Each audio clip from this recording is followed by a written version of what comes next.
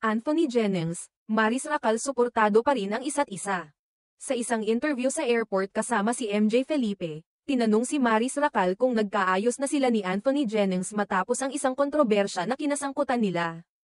Tinutok ng interviewer ang tanong kung may anumang epekto ba ito sa kanilang relasyon bilang magkaibigan at kung paano nila nakikita ang kanilang professional na samahan ngayon. Sa sagot ni Maris, ipinahayag niyang, very supportive, sila sa isa't isa tuwing magkasama sila sa mga eksena. Ayon sa kanya, hindi nila pinapayagan ang anumang negatibong isyu na makaapekto sa kanilang trabaho at magkakasama silang nagtatrabaho nang walang anumang hindi pagkakaunawaan o galit sa isa't isa. Focus kami sa work ngayon, dagdag pa niya, na nagpapakita ng kanilang profesionalismo sa gitna ng mga isyong dumaan sa kanilang buhay. Muling tinanong ni MJ si Maris kung sila pa rin ba ni Anthony ay magkaibigan. Sagot ni Maris, yeah. We're all friends, na nangangahulugang hindi nila binibigyan ng sobrang diin ang mga kontrobersya at nagpapatuloy ang kanilang relasyon bilang magkaibigan. Nang magtanong pa si MJ kung partikular na magkaibigan pa ba sila ni Anthony. Sinagot ni Maris ng, we're good.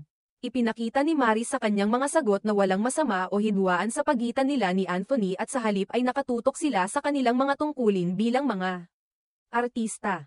Itinuring nila ang anumang alingawngaw o hindi pagkakaintindihan bilang bahagi ng kanilang propesyon, kaya't hindi ito nagiging sagabal sa kanilang trabaho o samahan. Sa mga pahayag na ito ni Maris, makikita ang kanyang maturity at profesionalismo, na nagpapakita ng kanyang kakayahan na ihiwalay ang personal na buhay mula sa kanyang trabaho. Pati na rin ang kanyang willingness na magpatuloy ng magandang samahan sa kanyang mga katrabaho, kahit pa may mga hindi inaasahang isyu na dumaan sa kanilang relasyon. Ang positibong pananaw ni Maris ay isang magandang halimbawa ng kung paano ang mga artista ay dapat magtulungan at magsuportahan. Lalo na sa gitna ng mga pagsubok sa kanilang personal at profesional na buhay.